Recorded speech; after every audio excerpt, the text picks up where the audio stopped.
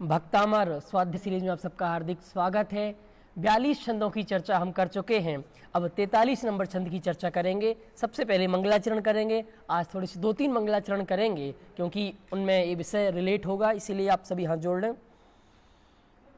मोहक महल मणिमाल मंडित संपदा सट खंड की, हे शांति जिन तृण सम तजीली, शरण एक अखंड की, पायो अखंडानंद दर्शन, ज्ञान वीरज आपने, संसार पार उतारनी, दी देशना प्रभु आपने, मन हर मदन तन वरन सुबरन, सुमन सुमन समान ही, धन धान्य पूरित संपदा, आगड़ित कुबेर समान थी उर्वशी सी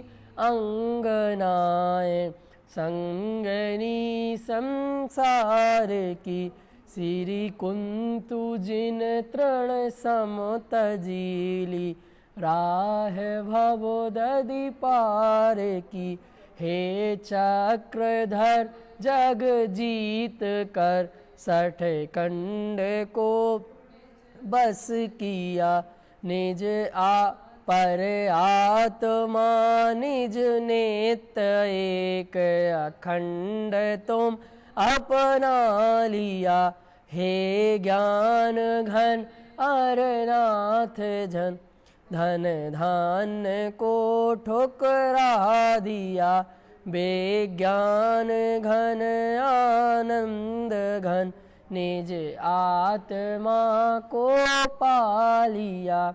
आज नमीनाथ भगवान का मोक्ष कल्याणक है, तो हम उनकी स्तुति भी आज यहाँ से करते हैं। निज पद विहारी धर्मधारी, धर्ममय धर्मात्मा, निज आत्मा को साध पाया, परम पद परमात्मा, हे आन त्यागी नमी तेरी, शरण में मम आत्मा, तूने बताया जगत को, सब आत्मा परमात्मा। देखो, स्टार्टिंग के 3 छंद पढ़े थे, शांतिनाथ, कुंथुनाथ और आर्यनाथ भगवान के। क्यों पढ़े? ये 3-3 पदवी के धारी थे। शांतिनाथ, कुंथुनाथ, आर्यनाथ। कौन कौन सी 3 पदवी? तीर्थंकर, चक्रवर्ती और कामदेव। चक्रवर्ती किसे कहते हैं? जो 6 खंडों को जीतते हैं। तो उन्होंने 6 खंडों को जीता था। और कैसे जीता था?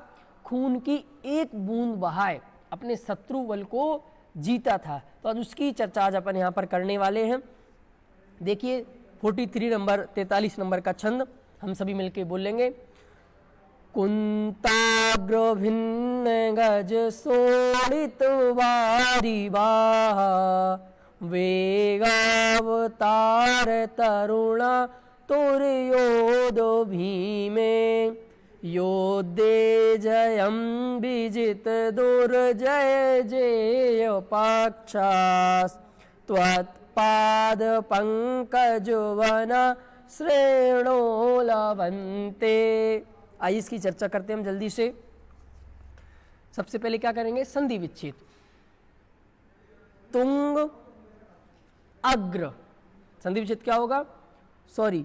कुंत अग्र, कुंताग्र लिखा ना, तो कुंत प्लस अग्र, भिन्न गज सोड़ित बारी, बारीवाह एक ही शब्द है, वेग अवतार, यह संधि विच्छेद होगी। वेग अवतार, तरुण आतुर, संधि विच्छेद हुई। तरुण आतुर, योध भीमे, ठीक है। इसके बाद युद्धे जयम विजित दुर्जय जे पक्षा,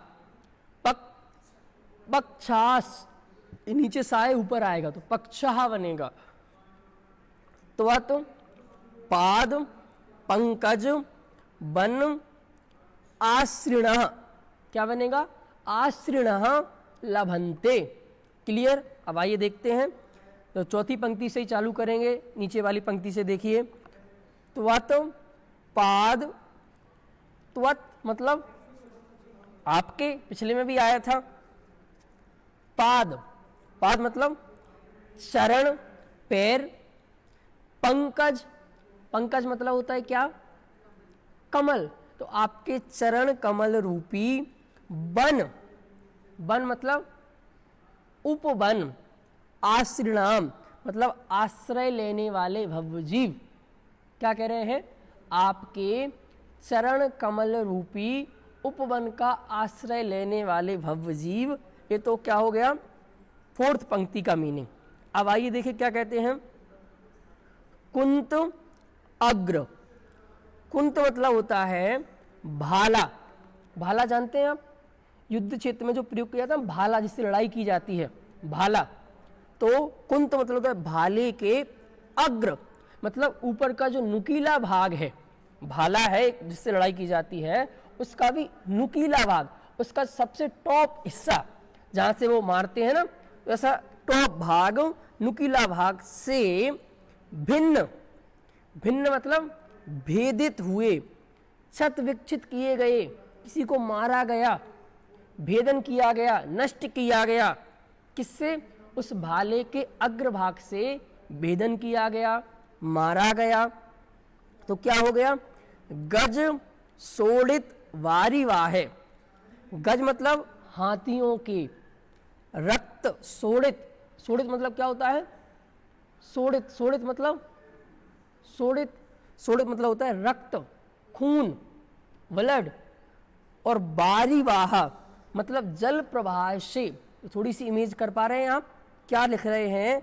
हाथियों के रक्त रूपी हाथ, गज मतलब हाथी, सोड़ित मतलब उसके खून से, उसके ब्लड से। वारिवाह, वारिवाह मतलब उसके जल प्रवाह में बेगावतार तरुण आतुर, मतलब बेग अवतार मतलब तेजी से।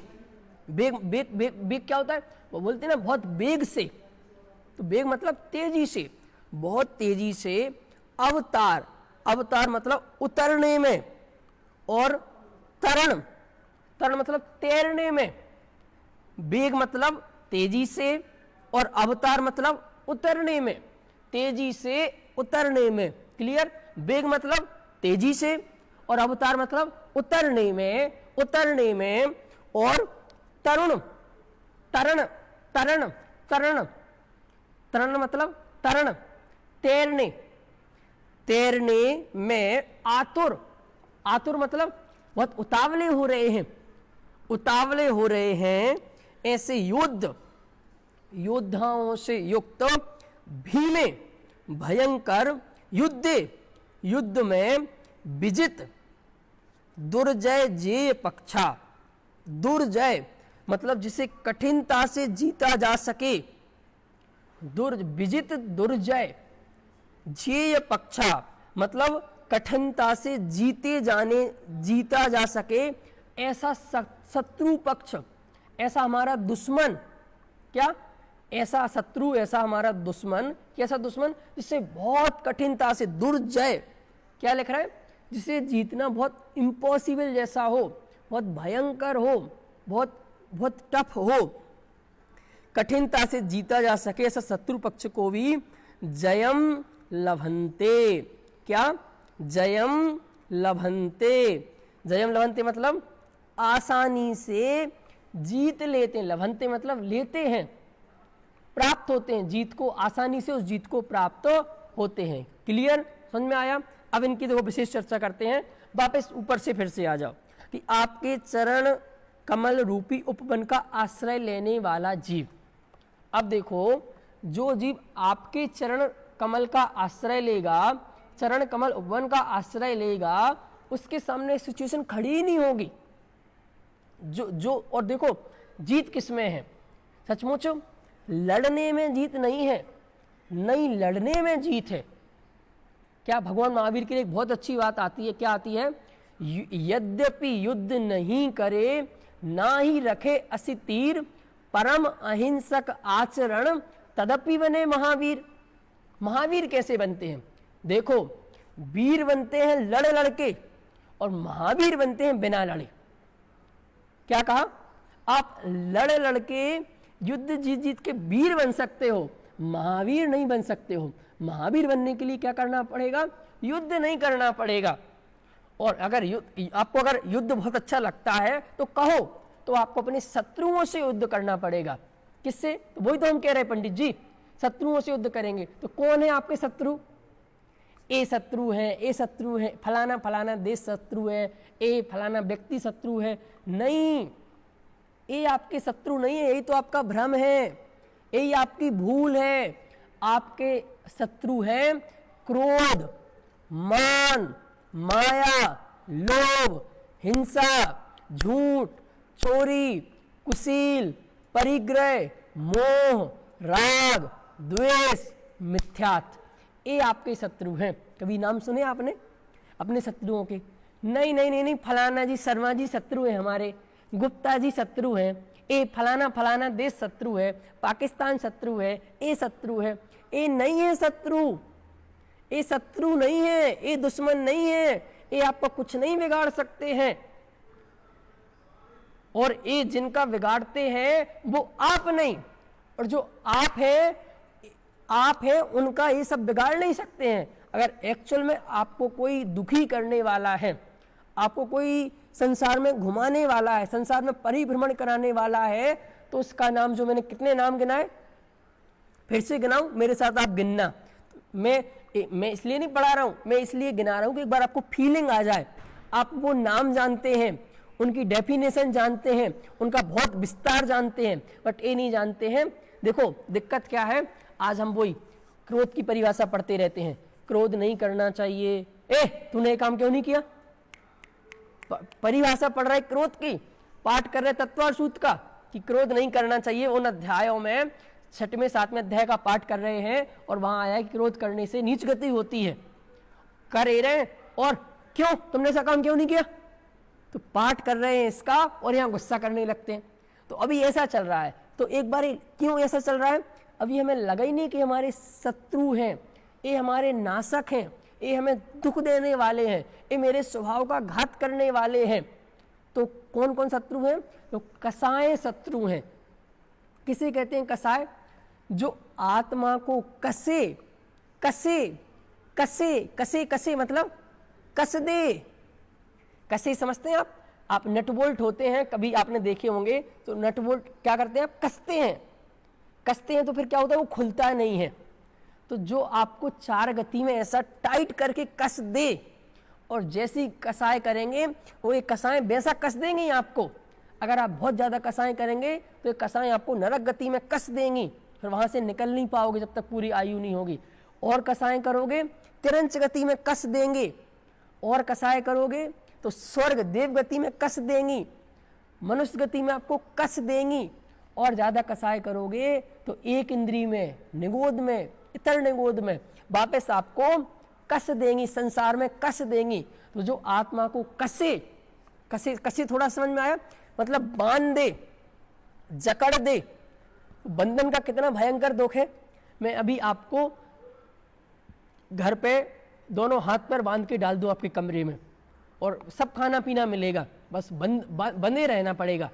आप मोबाइल नहीं चला सकते, व्हाट्सएप चेक नहीं कर सकते 1 घंटे तक, ऐसे हाथ बांधने, कितनी तकलीफ होगी।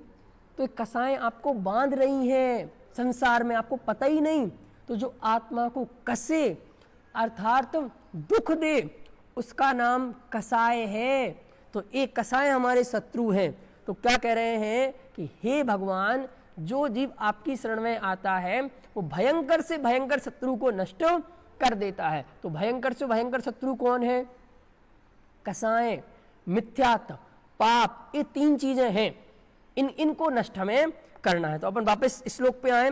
कैसी बात कर रहे हैं कि हे भगवान, जो आपके चरण कमल रूपी बन के आश्रय में आते हैं, कुंताग्र, कुंत्र अग्र, मतलब कुंत मतलब क्या होता है, भाला, एक लड़ने, भाला समझ में नहीं आ रहा तो एक तलवार जैसा एक कोई वो समझ लो शस्त्र जिससे युद्ध किए जाते हैं, ऐसे एक नुकीले भाग से, अग्र मतलब उसके टॉप, नुकीले भाग से भिन्न मतलब भेदित कर दिए गए हैं, अलग अलग कर दिए गए हैं, छत विक्षित कर दिए हैं।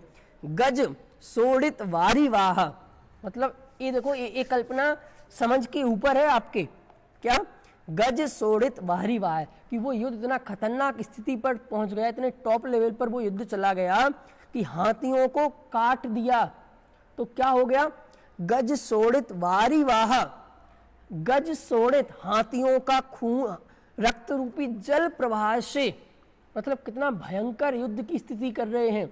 और ये सुन के तो हमें आंखों में आंसू आ जाते हैं, और वो सुन के आंसू नहीं आते हैं कि आपको जब एक इंद्रिय जीव में हम तुम जाते हैं तो हमें खुद काटा जाता है, हमें दूसरों के दुख देख के तो तकलीफ हो जाती है, ऐसा ऐसे वो, और आपको खुद अगर आप इस युद्ध में फंसे रहे, इस मोह राग द्वेष में फंसे रहे, तो डेफिनेटली आप घूम फिर के वहीं निगोद में जाने वाले हैं। आपने अगर सम्यक दर्शन प्राप्त नहीं किया, संयम अंगीकार नहीं किया, ये धर्म का मार्ग नहीं अपनाया, तो चार गतियों में घूम घाम के देव गति में क्या क्या पड़ा था, जो विमान वासी हूं था, सम्यक दर्शन बिन दुख पाए, तहते चय था वर्तन धरे, यो परिवर्तन पूरे करे। कि आपने अगर सम्यक दर्शन प्राप्त नहीं किया तो वहीं वापस घूम फिर के आप एक इंद्री में चले जाएंगे, और कैसे कैसा काटा जाएगा आपको तो पता नहीं, आपको कितने दुख तकलीफ है। एक श्वास में 8-10 बार जन्मो मरियो भयो दुख भार, ऐसे ऐसे भयंकर दुख होने वाले हैं।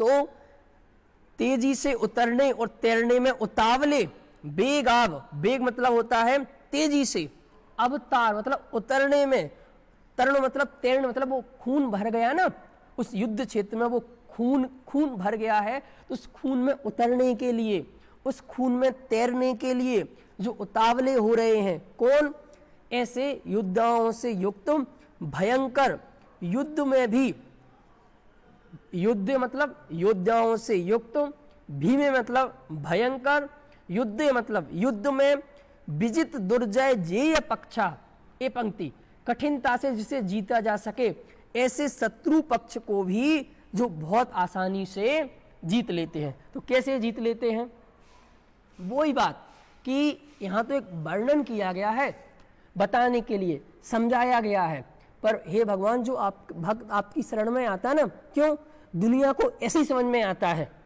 ये दुनियादारी की शैली है, दुनियादारी का कथन है, पर वास्तविक दृष्टि से देखा जाए तो आपके भक्त को लड़ने की जरूरत ही नहीं पड़ती, युद्ध करने की जरूरत ही नहीं पड़ती। मैं कहता हूं आपका अगर सच्चा भक्त है तो युद्ध किस बात के लिए करे, विषय भोगों के लिए।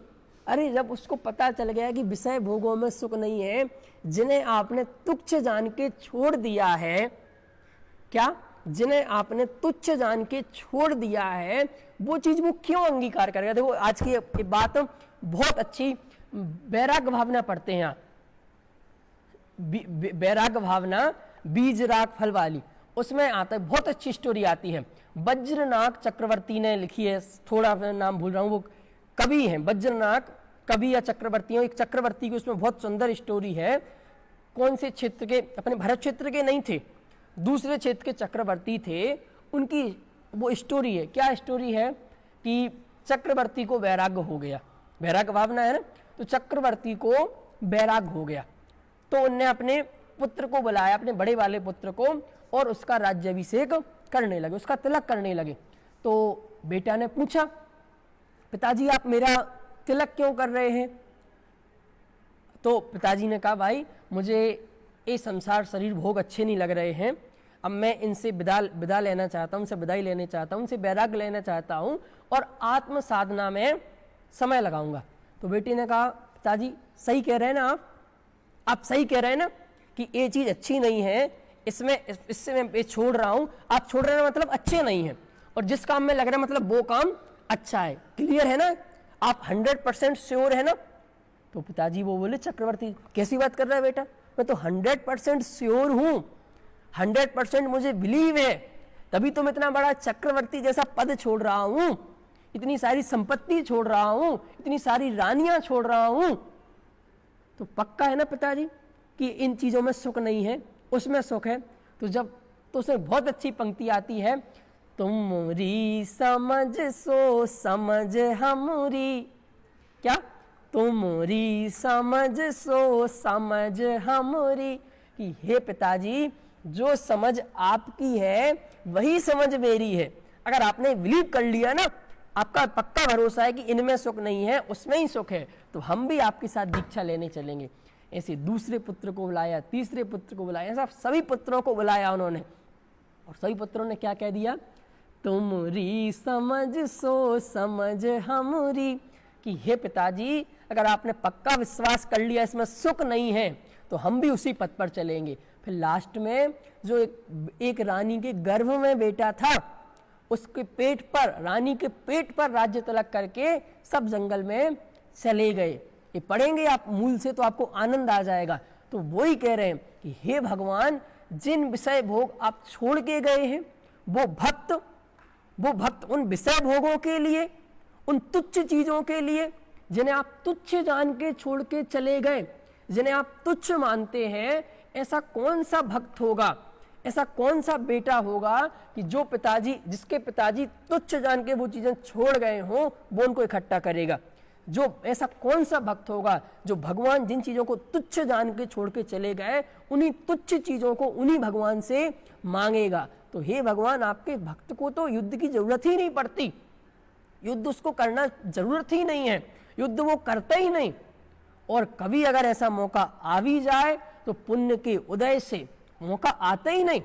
क्यों? उसे विषय भोगों की लालसा ही नहीं, इच्छा ही नहीं। किसके लिए युद्ध करे, किसके लिए हिंसा करे, और युद्ध करना भी पड़े तो सूझबूझ से, समझदारी से। अगर वो राजा है भाई, जिम्मेदारी है, तो एक कर्तव्य की दृष्टि से, जिम्मेदारी की दृष्टि से उसे बहुत शांति से, बहुत सूझबूझ से वो चीज उस पर विजय प्राप्त कर लेता है। तो जो धम्मे सूरा वे कम में सूरा, जे कम में सूरा ते धम्मे सूरा।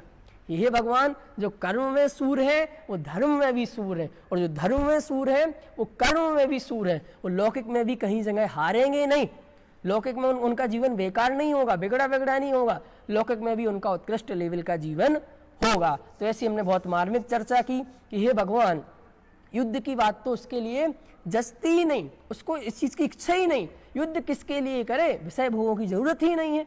और अगर पुण्य के वश, स्थिति बस, जैसे चक्रवर्ती है, चक्रवर्ती को इच्छा तो नहीं है 6 खंड की, बट अब वो आ गया चक्रवर्ती पद तो निभाना पड़ेगा।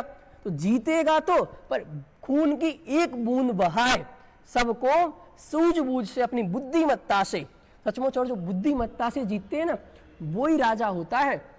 जो लड़ के जीतता है ना, उसकी कोई वैल्यू नहीं है और उसका राज टिकता भी नहीं है। जो शक्ति के बल पर, अपन ने देखा ना, आपने मुगल साम्राज्य की हिस्ट्री पढ़ी होगी थोड़ी बहुत, तो एक अकबर वगैरह इनने क्या किया, शक्ति के बल पर जीता, तो अगला क्या होता था, इनका ही बेटा आके इनको मार देता था। क्यों? बुद्धिमत्ता नहीं थी, स्नेह नहीं था, प्रेम नहीं था, वात्सल्य नहीं था, बस वो क्रूरता थी। तो खुद का बेटा ही आके उनको मार देता था, खुद का सेनापति उनको मार देता था कोई एक। और हमारे छत्रपति शिवाजी वगैरह, एक क्या था, एक प्रेम था इनके अंदर, वात्सल्य था, सूझबूझ थी, तो ये उस पे चलते थे। तो ये जो लड़ के जीतते हैं, इस युद्ध में कोई दम ही नहीं है। और हे भगवान, आपका जो भक्त है उसे युद्ध की किसी तरह की कोई जरूरत पड़ती नहीं है। इस प्रकार की बहुत मार्मिक चर्चा की। हम छंद बोल के आज की बात पूरी करेंगे। कुंताग्र भिन्न गज सोड़ित बारी बाहा, वेगावतार तरुणा तुर्योध भीमे, योद्धे जयम विजित दुर्जय जेय पक्षास्, त्वत्पाद पंकजुबना श्रेणो लभन्ते। एक सूचना आप सबके लिए कि बहुत जल्दी ही, बहुत अब 43 छंद हो चुके हैं, 3 दिन और क्लास चलेगी, 3 दिन अपने बाकी के श्लोक होंगे, और उसके बाद 5 दिन का आपको समय तैयारी करने को मिलेगा। और अंतिम 24 छंदों की क्विज लगभग 30 तारीख को आपकी होगी। 30 तारीख के पहले पहले होगी, 30 लास्ट है, तो इसलिए आप तैयारी चालू कर दें। सारे श्लोक बहुत ध्यान से रुचि से सुने, ऐसी मंगल भावना है। सभी को सादर जय जिनेंद्र।